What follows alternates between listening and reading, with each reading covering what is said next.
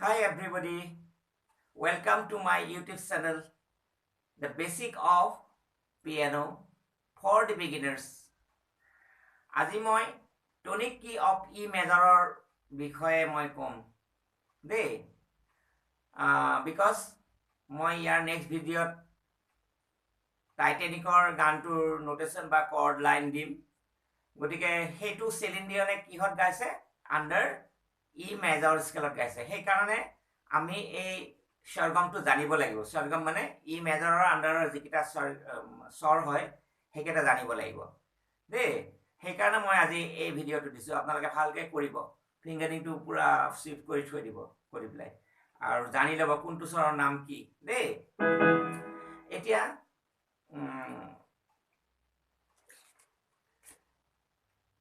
ইয়াতে এই বস্তুটো আপোনালোকে লিখি ল'ব ধুনীয়াকৈ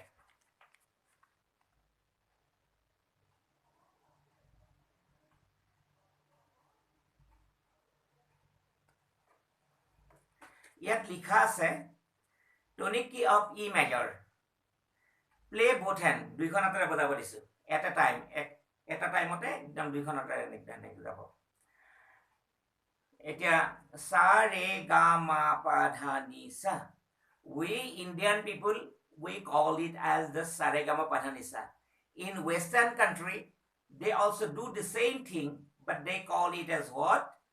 do re mi fa sol la ti do এতিয়া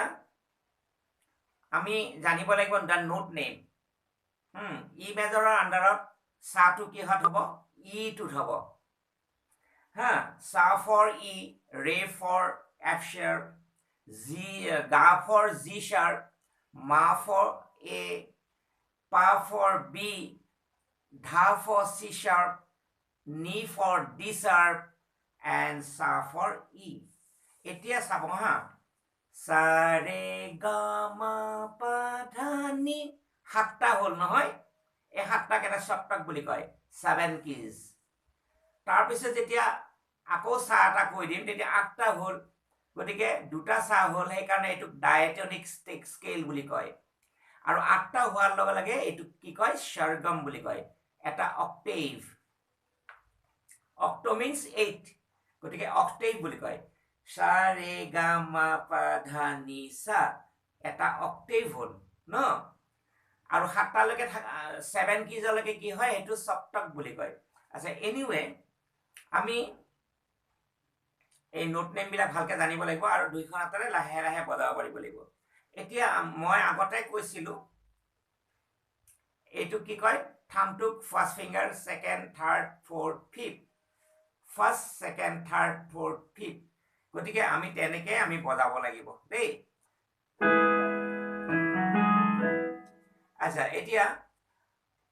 আমাৰ ইয়াতে আছে ডায়েগ্ৰামটোত এই ধৰক এইটো ই হয়নে নহয় এই দুটা কলাৰ এইটো ইটোত আমি দুটা থাম তাৰমানে দুইটা ফাৰ্ষ্ট ফিংগাৰ এনেকৈ লগালোঁ 1 দেন 2 3 ফিংগাৰ স্কুইট দেন এইটো আহিব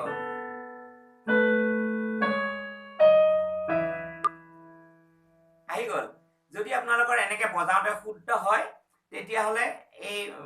ফিফ্থ ফিংগাৰটো এইফালে 8 লাগিব আৰু এইফালৰ ফিফ্থ ফিংগাৰটো এইফালে 8 লাগিব যদি উল্টা পাল্টা হয় ভুল হৈ যায় তেতিয়াহ'লে কিন্তু বেলেগ বেলেগ ফিংগাৰিং পৰি যাব সেইটো চাব আকৌ দেই এবাৰ মই বেক কৰিম 1 2 3 4 5 6 7 8 সব ইয়াৰ পৰা ষ্টাৰ্ট কৰিছিলোঁ নহয় ইয়াতে ঠিক দুইটা আঙুলি আকৌ ফাৰ্ষ্ট ফিংগাৰ দুইটা তাৰমানে থাম দুটা পৰি গ'ল তাৰমানে মোৰ বজাটো শুদ্ধ হৈছে হা হয় গতিকে আপোনালোকে এনেকৈ লাহে লাহে ট্ৰাই কৰক 1 2 3 fingers squeak then the first fingers of both hand আহিব then second third fourth fifth এনেকৈ তাৰপিছত এবাৰ বেক কৰিব 1 2 3 4 5 6 7 8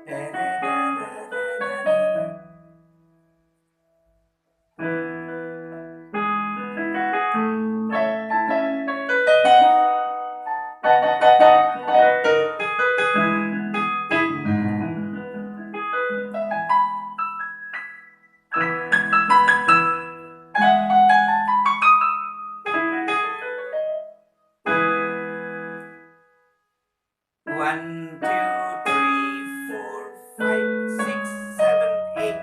1, 2, 3, 4, 5, 6, 7, 8. অলপ প্ৰথমতে কনফিউজ লাগে কাৰণ বিকজ চি স্কেলটো সহজ আছিলে চিটো কি চিটো ধৰি পেলাই অকল হোৱাইট কিজবিলাক বজাই দিলে হ'ল দুইফালে কিন্তু ইয়াতে আমি বাছি বাছি আমি যে কি স্বৰ আমাৰ শাৰ্প লাগে এফ শাৰ্প লাগে জি শাৰ্প লাগে চি শাৰ্প লাগে ডি শাৰ্প লাগে ই মেজৰত 4টা শাৰ্প নোট লাগে ব্লেক কিজ হয়নে নহয় সেইকাৰণে অলপ বজাবলৈ টান হা দুইখন হাত একেলগে বজাবৰ কাৰণে অলপ কনফিউজ লাগে কিন্তু বজাওঁতে বজাওঁতে হৈ যায় দেই আপোনালোকে একদম শ্ল' যাব এনেকে 1 2 3 4 5 6 7 8 ইয়াতে আমাৰ 4টা শাৰ্প নোট লাগিছে এই দুটা লাগিছে আৰু এই দুটা লাগিছে তাৰমানে এফ শাৰ্প জি শাৰ্প আৰু চি শাৰ্প ডি শাৰ্প এইকেইটা লাগিছে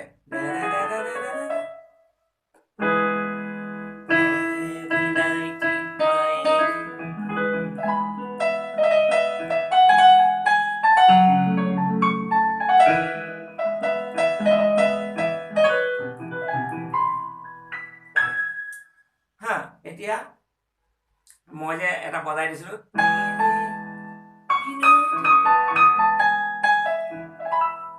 এইটো গানো ই মেজৰৰ আণ্ডাৰত তাৰমানে লতা বাইদেউ ই মেজৰতে গাইছে ন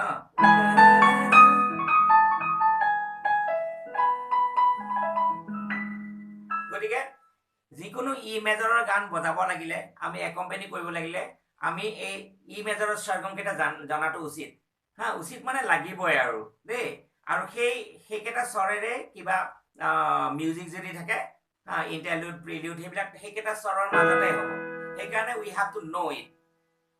পাৰফেক্টলি অ'কে চ' আপোনালোকে এনেকৈ দুইখন হাতে ট্ৰাই কৰিব 1 2 3 4 5 6 7 8 এতিয়া যেতিয়া আমি এইখন হাতে ডিচেণ্ডিং কৰিম এইখন হাতে এচেণ্ডিং হয় উল্টা পাল্টা ৰিভাৰ্ছ প্ৰচেছ হা এনেকৈ বজাওঁতে বজাওঁতে আপোনালোকৰ হাতবিলাক একদম বঢ়িয়া হৈ আহিব ধুনীয়া একদম বঢ়িয়া হৈ আহিব চ' ইয়াৰ পিছত মই টাইটেনিকটো দিম সেইকাৰণে আপোনালোকে এইখিনি কৰি থ'ব মোৰ ভিডিঅ'বোৰ আপোনালোকে লাইক কৰিব ছাবস্ক্ৰাইব কৰিব দেই